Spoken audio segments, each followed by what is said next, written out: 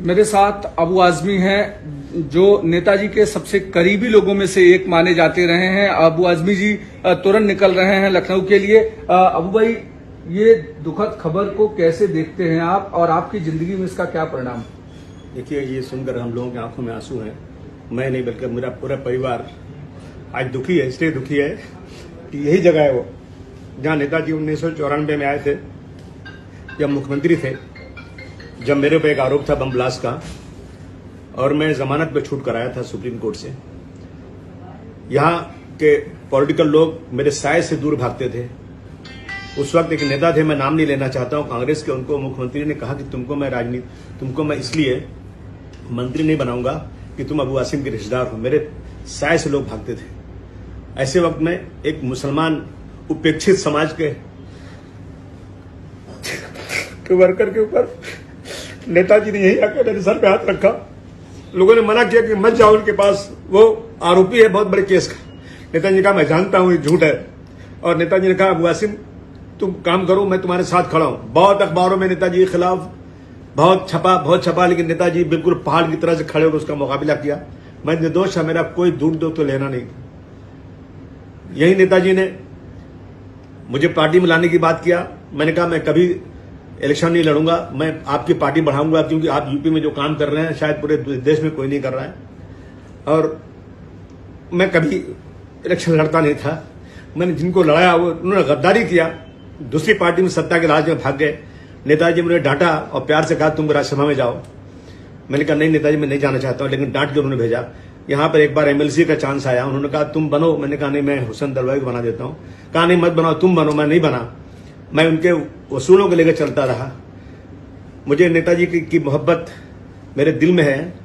जब मैं लखनऊ कभी जाऊं तो नेताजी अपने पास बुलाकर खाना खिलाते थे, मिठाई खिलाते थे, चाय पिलाते थे, और ज़ईफ होने के बाद भी जब खुद उठ नहीं सकते थे, लोगों को सहारे से उठ के कंधे पर हाथ रखकर मुझे गाड़ी तक छोड़ते थे।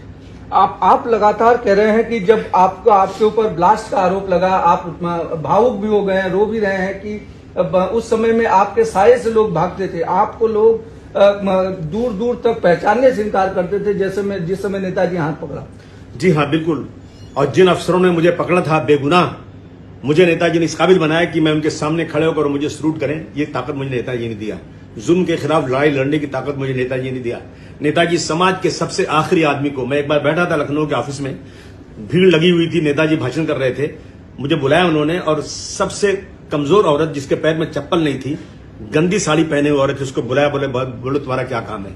आज मैं इस देश में, पूरे देश में ऐसा नेता कोई देखता नहीं हूं। रक्षा मंत्री बनने के बाद नेताजी ने जो हमारे शहीदों की, जवानों की लाश बॉर्डर से उनके मृत्यु के बाद, शहीद होने के बाद आती नहीं थी, और नेताजी ने उनकी डेड बॉडी को उनके घर तक लाने के लिए नेताजी ने कानून बनाया। मैं समझता हूं कि आज के जमाने में ऐसा नेता नहीं है। सुभाष चंद्र बोस जी के बाद अगर इस देश में कोई नेताजी कहा जाता था तो मुलायम सिंह यादव कहे जाते थे। आपकी जिंदगी में क्या आमूल चूल परिवर्तन हुआ नेताजी के आने के बाद, और उसके पहले की जिंदगी और बाद की? मेरी जिंदगी पहले सिर्फ कारोबारी थी। मैं अपने बाल बच्चों के लिए लड़ता था, बाल बच्चों के लिए कमाता था, लेकिन नेताजी से मिलने के बाद मुझे नहीं मालूम मेरे बच्चे कब जवान हो गए। मैं नेताजी के वसूलों को लेकर मुंबई से लेकर यूपी तक सड़कों पर समाजवादी के झंडा लेकर फहरा रहा हूं, और मैं आपको यकीन दिलाता हूं कि मुझे कभी सत्ता मिले या न मिले, मैं कभी सत्ता में भागीदार बनूं या न बनूं, लेकिन मैं नेताजी के वसूलों को, उनके एहसानों को भूलूंगा कभी नहीं। मैं उन्हीं के झंडा लेकर चलता रहूंगा आखिर दम तक, ये मेरा संकल्प है। आप उनके जाने के बाद आपके जिंदगी में, चाहे राजनीतिक जिंदगी हो या पारिवारिक जिंदगी हो, एक जो है एक वडील, एक जो पिता के समान का जो हाथ साया था, क्या आप मानते हैं कि वो कहीं न कहीं छूट गया? बिल्कुल छूट गया। अभी नेताजी आए थे इस अस्पताल, ये मुकेश अंबानी जी के अस्पताल में आए थे। उन्होंने बेड पर सोए हुए तब अपनी बीमारी की हालत में मेरे हाथ को पकड़ा, 25 बार कम से कम 4-5 दिन के अंदर कहा कि तुम अबू आसिम, तुमको नहीं मालूम तुमको यूपी के लोग कितना चाहते हैं, तुम्हारा कद कितना बड़ा वहां है, तुम यहाँ छोड़ो, वहां आके काम करो, अखिलेश जी के साथ काम करो, तुम अच्छा बड़े नेता बनो। यानी उनकी हमेशा ये तमन्ना थी कि हम लोग आगे बढ़ें। तो नेताजी के निधन के बाद ये एक बहुत बड़ा जो है ना वैक्यूम हो गया है। मैं समझता हूँ ये वैक्यूम कोई पूरा नहीं कर सकता। आप सीधे वहां, यहाँ से कहाँ जा रहे हैं और किस तरीके से? मुझे जाना है सैफई, लेकिन सैफई की कोई फ्लाइट नहीं है, इसलिए मैं लखनऊ जा रहा हूँ। लखनऊ से सीधा सैफई जाऊंगा।